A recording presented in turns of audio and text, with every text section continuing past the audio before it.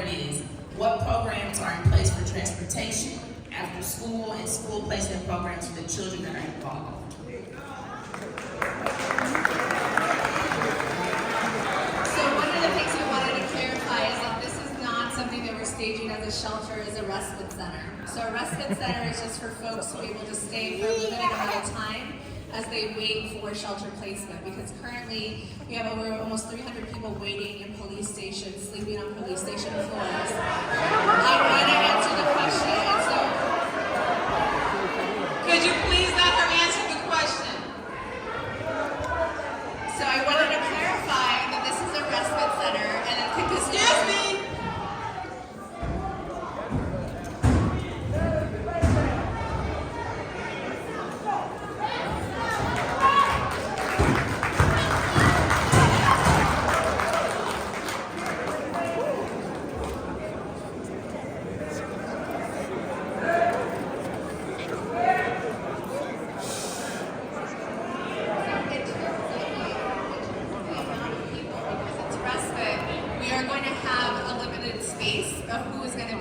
I know DFSS can speak more precisely about what the plans are there if you wish to hear it, but I did want to clarify that this is a respite that we're planning for originally because we need alleviation of the police stations who are essentially housing and sheltering folks who are coming from the airports.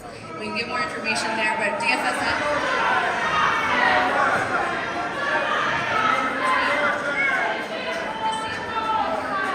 Please let us answer the question.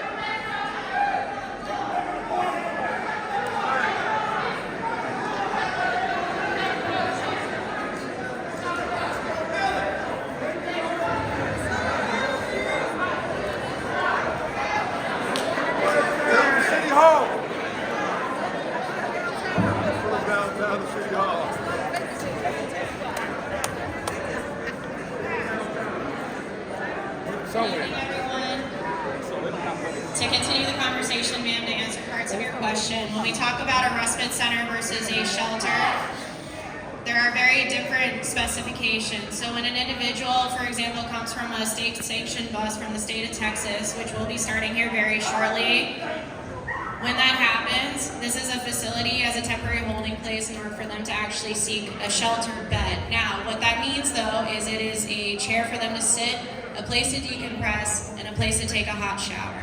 That's really what this is in a nice meal. It's a place to decompress and not be in a police district. When it comes to other services beyond that, it's just very temporary for these folks and very transient. When it comes to the total number of people...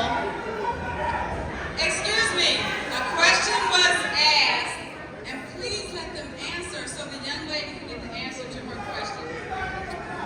When it comes to the total number of people at South Shore at any given point in time, it is fluid. What I will tell you, which we were going to present, we were looking at a potential phased approach utilizing the first floor first only. What that means, you can fit up to, we'd start with 250, 500.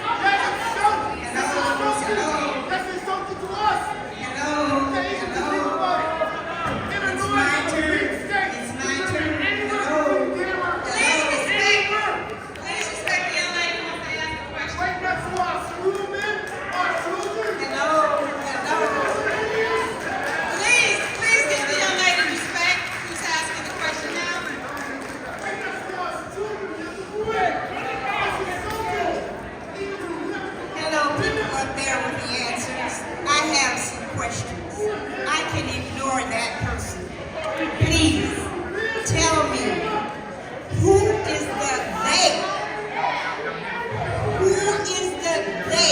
they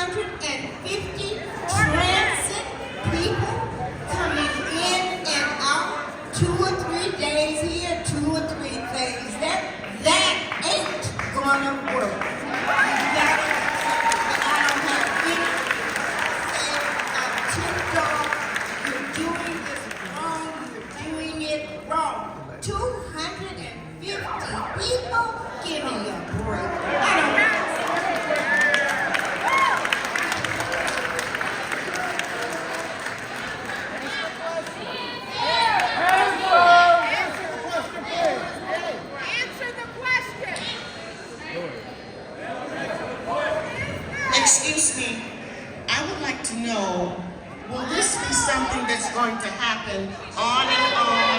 Or will these people be able to come, stay, and they find somewhere?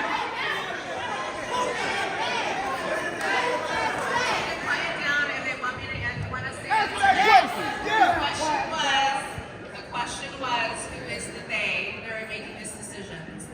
You have city representatives here from a variety of offices, the mayor's office, the Department of Family Services, Office of Emergency Management. All of us are working together along with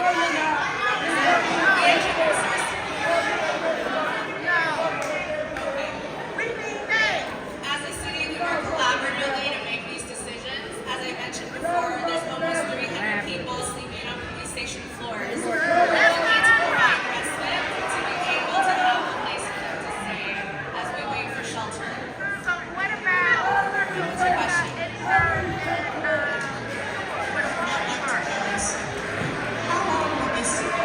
How long will this take? Will they be coming and going, or will they just be there for a while and then leave once you find housing for them? So what's going to happen with this? don't let them in? The question was, how long are they staying? Is that the question? We can't hear you! Yeah, okay. Exactly. So the question is, how long are they staying? So again, this is a resident, so I think we can speak a little bit to what that process is, because what it means is that they're here, as Kayla mentioned, they get a chair, a meal, a shower, so that they're waiting for shelter. But when they leave depends on when they can find shelter placement. There is a whole process to that I can't explain if you wish to know about it. But if not, we can move on to the next question because people are disrupted. Hello. So I live on the one of the blocks mentioned, very close to this. So I'd like for you guys to please just give me a little bit of respect. Let me ask these people a question and have them answer. Let me get the answers that we're looking for, please. Because to the panel, I recently bought in this neighborhood because I like the neighborhood, and I was so excited about the fact that the police training center was there, and now is that being removed? That's one of my questions. Also, what's going to be done about health care for these people? What are they going to do during the day when I'm at work? What's going to happen? Are there any concessions for those of us who might not have a water meter because they're going to be taking showers, using the toilet, running water? Is the bill going to go up? What's going to happen with trash? I am concerned with safety in the area. To my neighbors, I don't know who's going to answer this question, but please allow them to speak because, as I said, I live extremely close to this. I am so concerned about this. I have, for the last few days, seriously been considering selling my house.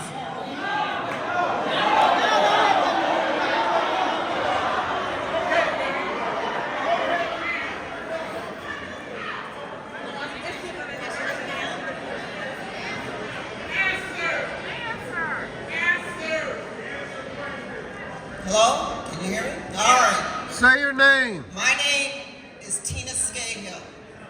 I am the Executive Director of Constitutional Policing and Reform for the Chicago Police Department. And I'm here this evening with the commander of the 4th District and also the Deputy Chief of the Training Academy, which is under me. Okay, Deputy Chief Papiano. Her question, in case people didn't hear, her first question was, what about the training academy? Okay, the training that was going on in that facility. We have vacated the building. However, stop. Training will continue over at the new academy. For security, the Chicago Police Department will put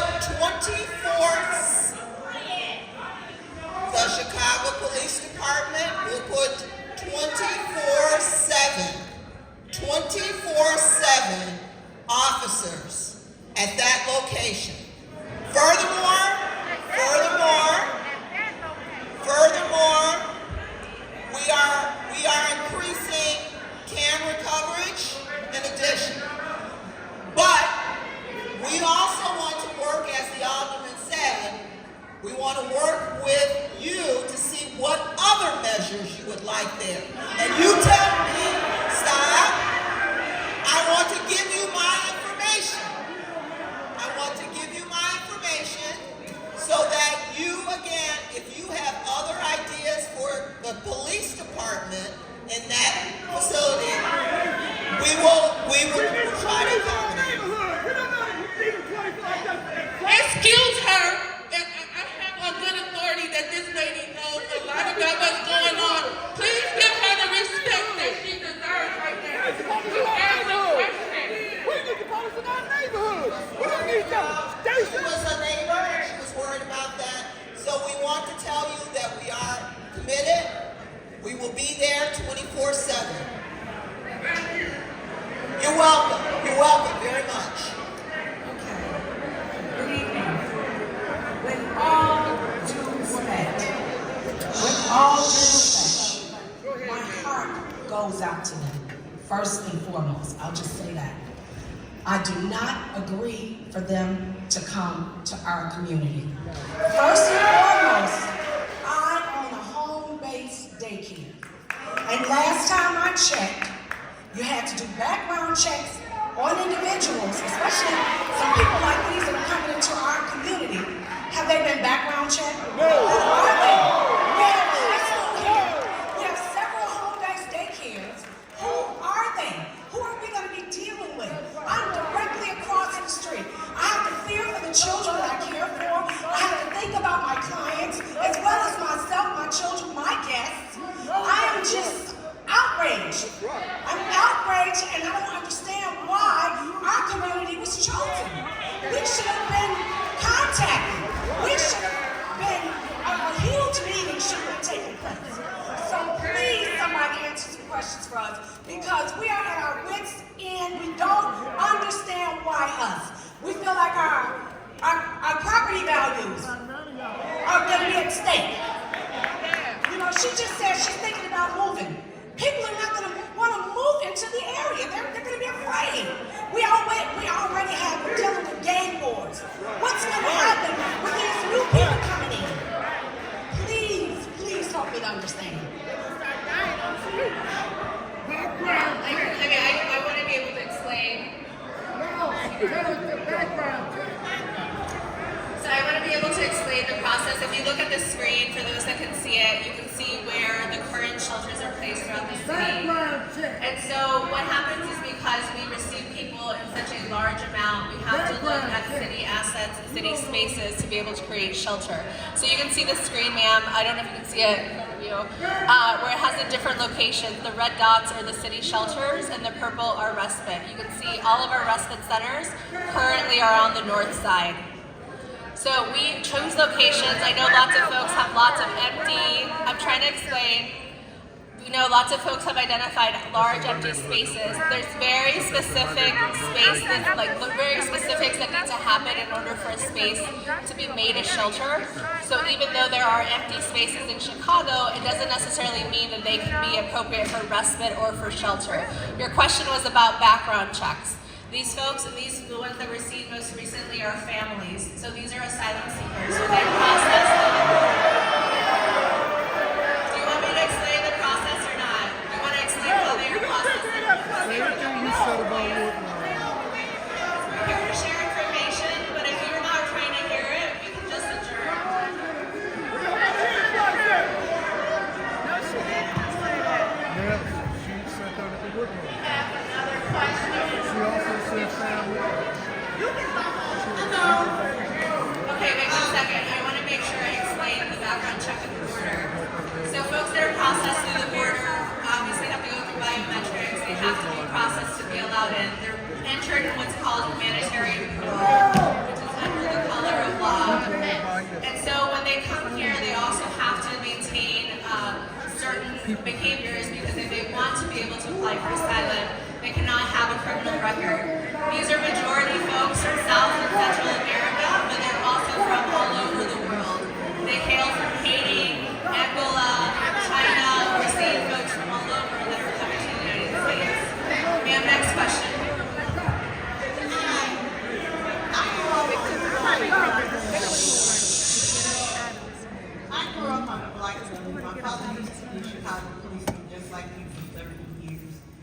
very proud of our block because in fact it has been listed as one of the nicest blocks to live on in Chicago.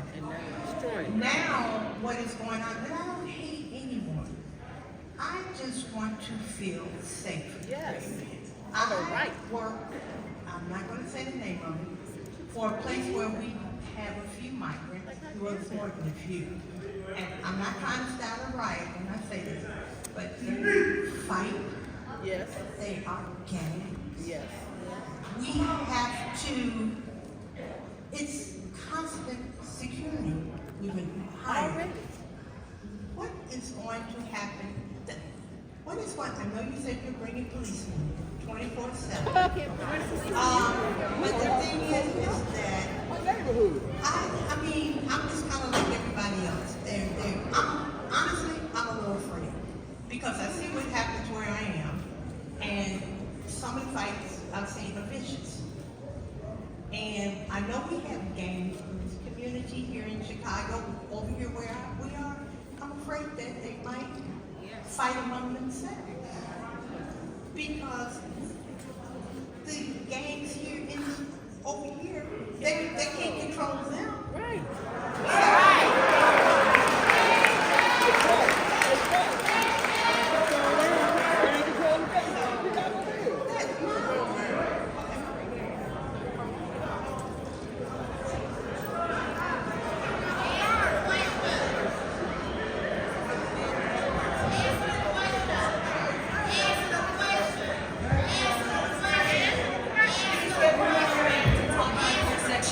She will answer the question. Please give her a moment.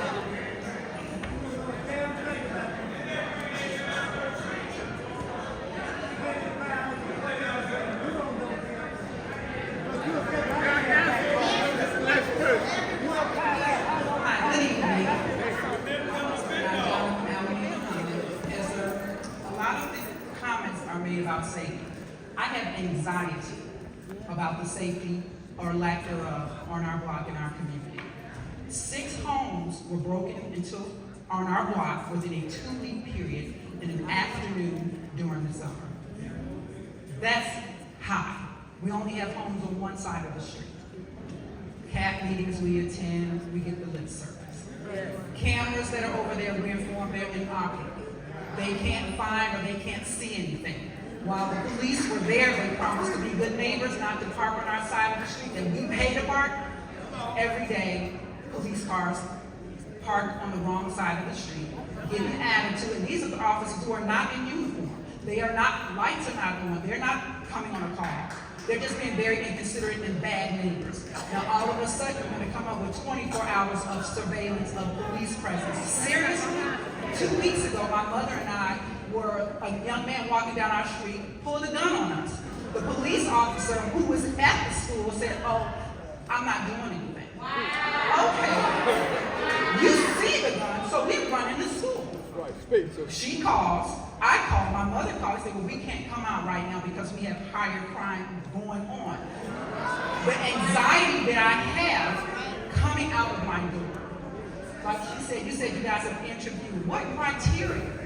Did you get feedback, whatever criteria that you are interviewing, allowing people to qualify to be in asylum, to seek asylum here? These are some real concerns. And where are these resources coming from? They're a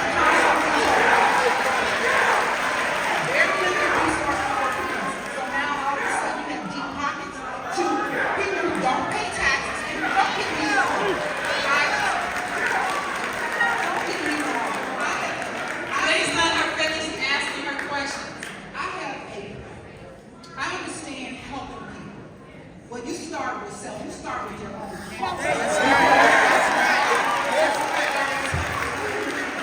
Why do we not have these resources with what's going on right here, right now? That's right. The woman who was just speaking here, they were stealing cars while the police were at the academy. She is looking out her window, the person who you just gave your car to, having a cup of coffee. She walks to the back, getting green.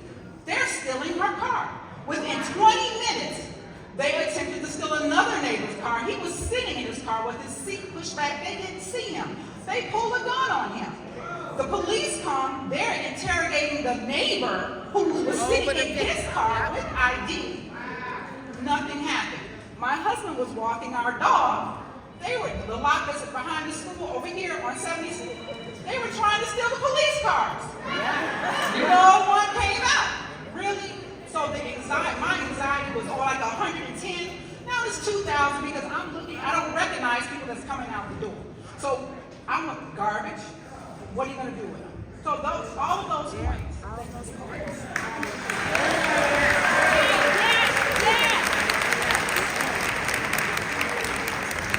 Greetings, my name is Patricia King. Dwayne, can you answer the question about the garbage? We're going to meet with the commander after the meeting to address our concerns. They're going to meet with them after the meeting to discuss the violence against women.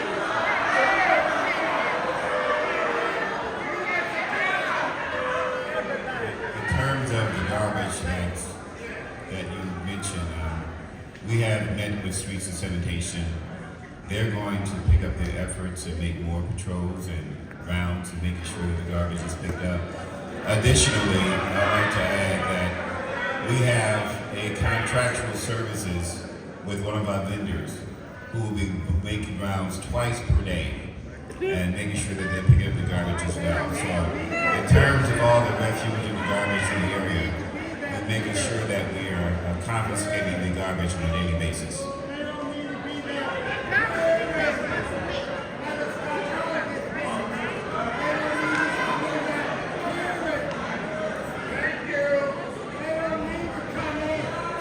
Can you hear me? Okay.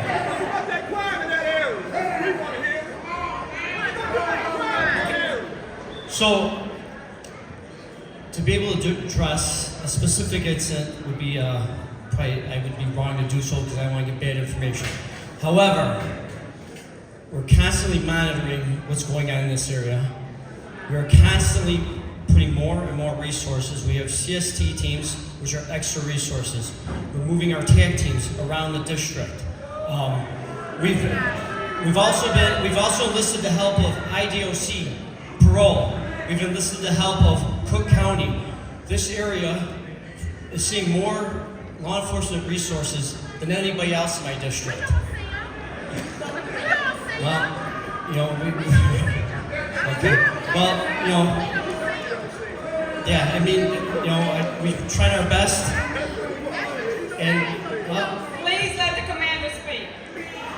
So we have multiple things going on right now. We've done more federal prosecutions with PSN than anywhere else in the city. Regretfully, a lot of these solutions do not happen overnight. It's been a year since I came here. Slowly but surely, we're instituting stuff. One gun, one robbery, one assault, one shooting, it's all unacceptable. I can sit here and spout numbers about successes we have, but it's not going to help if you don't feel safe.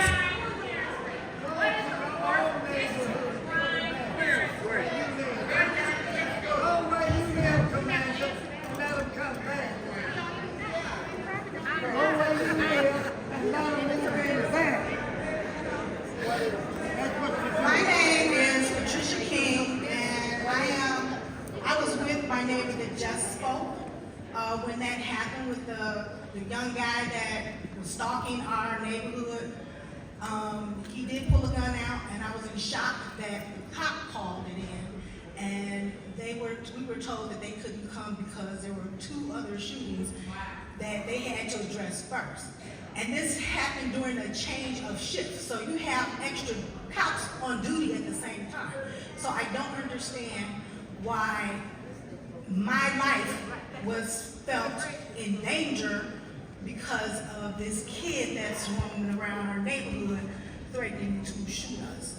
It was very scary, and as soon as I heard about the immigrants being put in a shelter here, my first thoughts were, is my family going to be safe? Am I going to be safe? When they do this, what is your plan when you move them in? For decades, the city of Chicago has depleted the South Shore community and redirected funds out of our community. So now we want to put the homeless, or not the homeless, but the immigrants in our community. And what's your plan to help situate them, get them situated while we remain safe in our neighborhood? You're not protecting us now, so why would I believe that we're going to be protected once these people are moved into our community? One of my friends asked the question, are they vaccinated? That's a real question as well.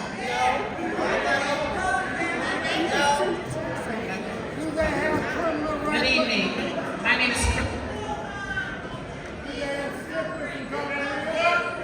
Good evening. My name is Christy Riley. I'm a director with the Department of Family and Support Services with the City of Chicago.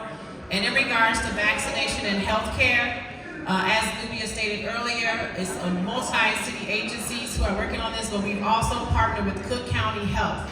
And Cook County Health, when those who arrive, they provide free health care screenings for everyone involved, especially the children. Because on the track to the United States, it can be up to 2 months, 3 months, and they may have to be looked at through for hospital care. So hospital care and vaccinations when needed are definitely provided. Rubio, can you talk about the vaccinations at the border that are provided as well?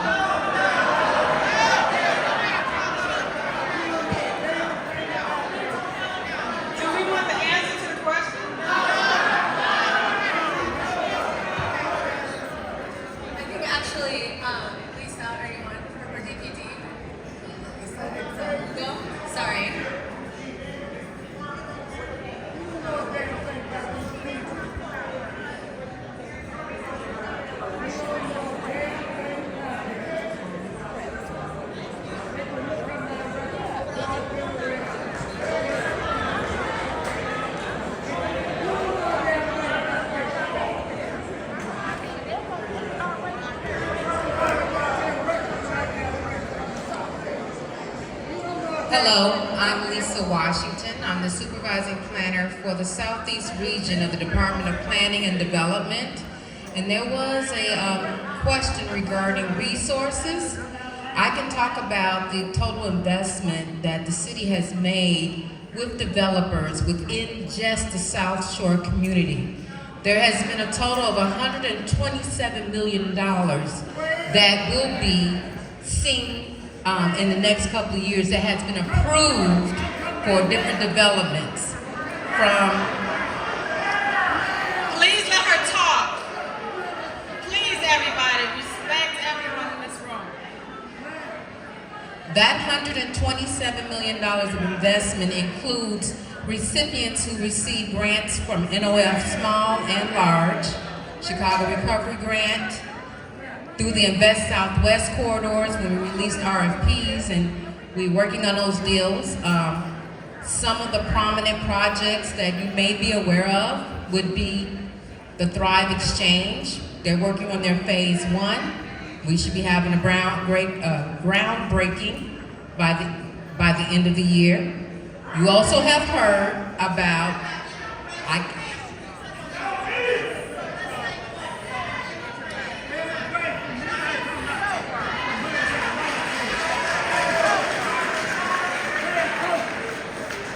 on another project that you may be aware of is the Regal Mile Studio, which is a $60 million. I'll give you the floor. I'm just trying to share with the community that there has been work, and many of you have been a part of those roundtables and discussions about development within the South Shore community.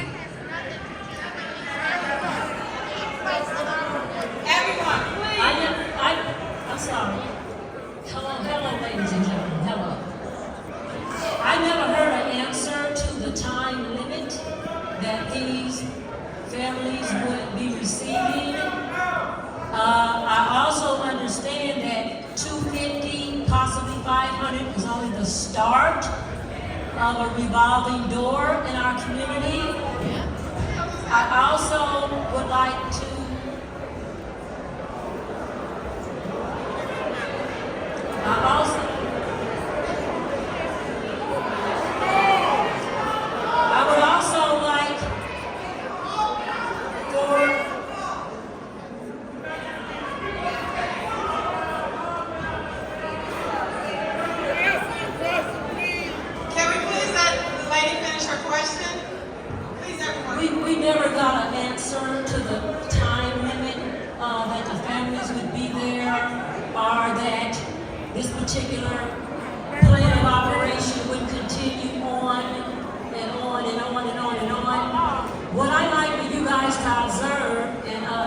folks, look at your audience. Look at your community that's being served here.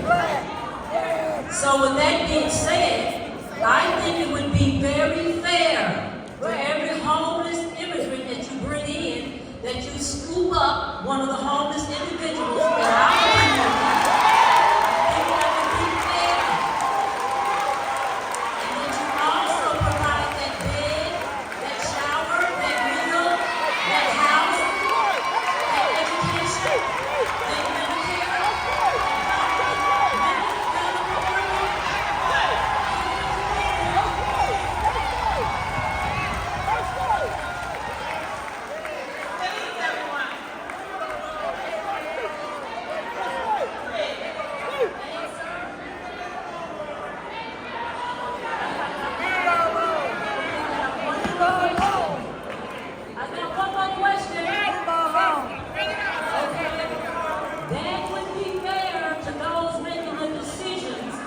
We would love you for that. The crime would go down if the love was reciprocated not only to the stranger, but at home.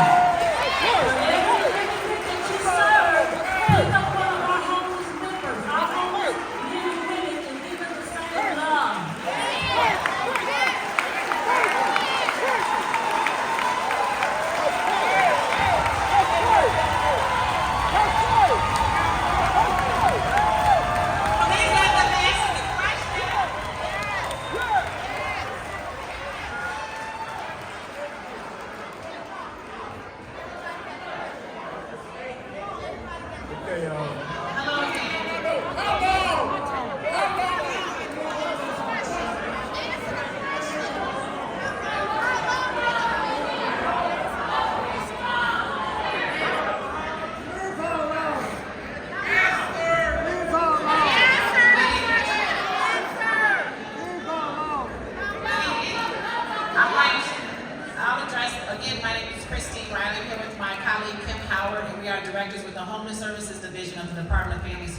So I wanted to respond to your comment about homeless in your community.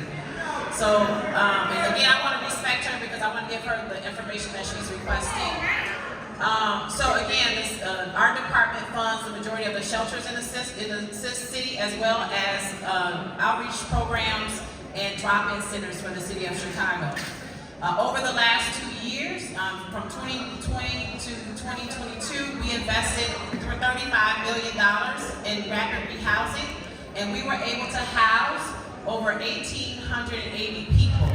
And that's not only from, this is,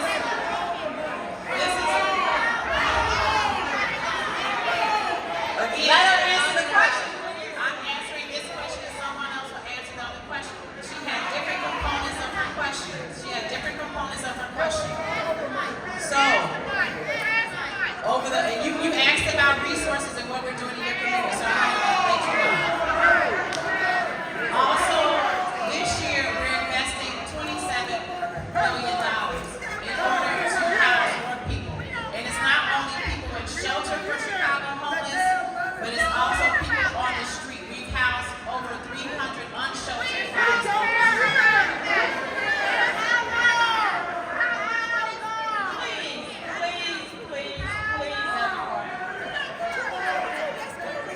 Let us have a civil conversation, everyone. Please. Okay, good evening to the panel. Touching just what you said, ma'am, I'm a developer. And I'm looking, I'm a developer. And a lot of times jobs are put in different places. Now, I want to say this and be very clear. I don't want to make this a Latino, a brown, and a black situation, okay? Y'all in our community asking us to move to the side and allow other people to come in. Now, them same people are going to take the job that I didn't work them with the schools for, that I provide for my family for, I'm just saying in general how it works. I'm just saying how it works. And in no time, like they said earlier, none of us was invited to this table when y'all decided to bring them here. See, first it was immigrants, but when Haitians came, it was refugees. Which one is it? The African American? I mean, it's just, I'm confused. Help me understand why this decision was made without the people that live here in the community making a decision. Very simple. Very simple. would like to clarify, sir, with your comment. Thank you. And one of the things we wanted to clarify was the purpose of this call. The reason we had a presentation was to go over the situation, to explain why we were here, and to ask for guidance and feedback, much like we have with other places, because there's oftentimes that we've had communications with neighborhoods who have told us, we're concerned about this, and we're able to be responsive. We're concerned about, for example, Woodlawn wanted to get rid of the playground that they had because they thought it was unsafe and they didn't want people hanging around, and so we removed that playground equipment. So we're really hoping for that type of guidance and feedback from communities so that we can make this accessible. And I think I couldn't hear you very well, so I think you had a question about work? Yes. So twofold, I think. One, sometimes folks have questions about how they can get involved, how they can work on this. And so we have some workforce opportunities in places, and I think DFSS can speak more about our workforce development programs overall for folks that are interested in that for the community that's already here. And in terms of work for the new arrivals, that part becomes even more complicated because there are immigrants, and so they come here seeking for immigration relief. In order to be able to obtain work authorization, I'm trying to explain this to this gentleman. Please let me explain this answer to him.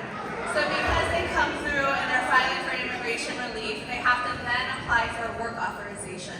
That does take a long time, and only the federal government can approve the work permits. We don't have authority to do that. So what we do is give them know your rights information that we give to everyone so that they're aware that even if they're working, they have to be paid minimum wage so that does not drag down the wages for everyone else. That's very important for us as well. So thank you for the question.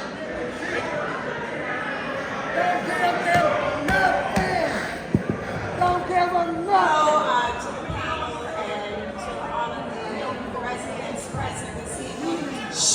My name is Rosie and Wayne.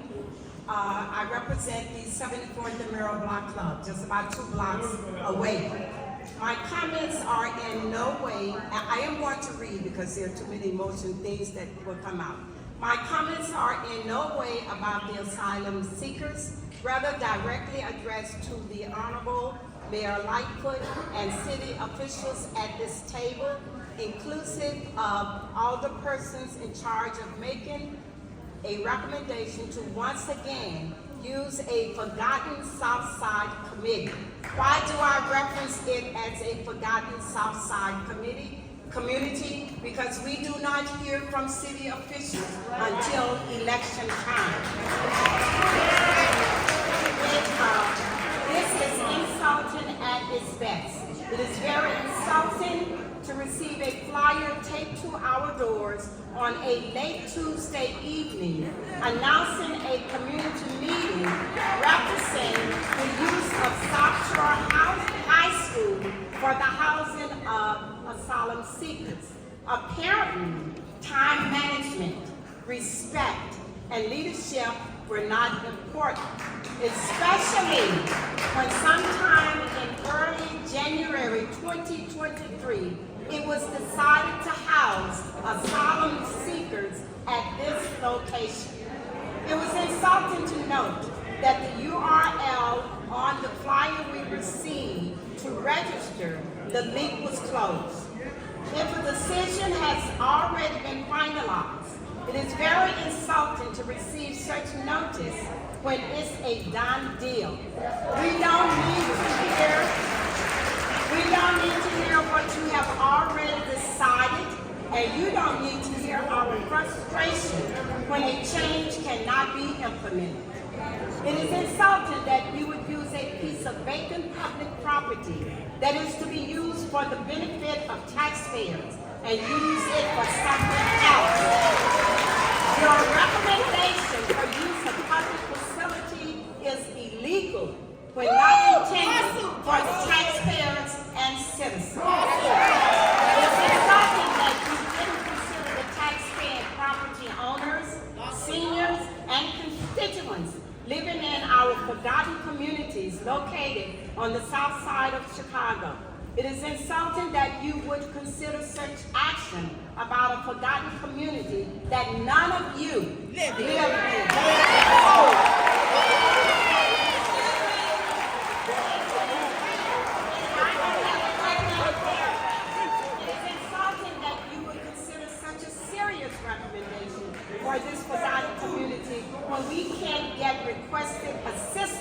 from city officials.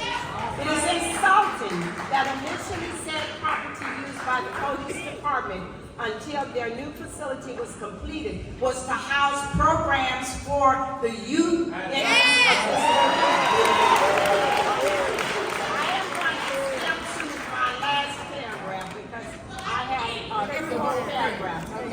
It is insulting if you can't demonstrate and provide for us today with a list of other communities considered for the housing of asylum seekers and meeting schedules for those communities. I did notice a map earlier. Chicago, Illinois is not a United States of America. It is a city and state of the USA. We are faced with challenges and should have as its priority responsibilities for all citizens of this great city. Until elected city officials make the above a priority, which has not been done, we shouldn't continue to create more challenges and the need for more resources to assist others. The city has spent $817 million so far caring for and providing services to migrants at an average cost of $380 per household per day, according to the city budget director. This is his quote. I am going to skip so that others can down a couple of paragraphs. Additionally, this is my last paragraph. Additionally, we have no confidence in the leadership of those city officials sitting at this table.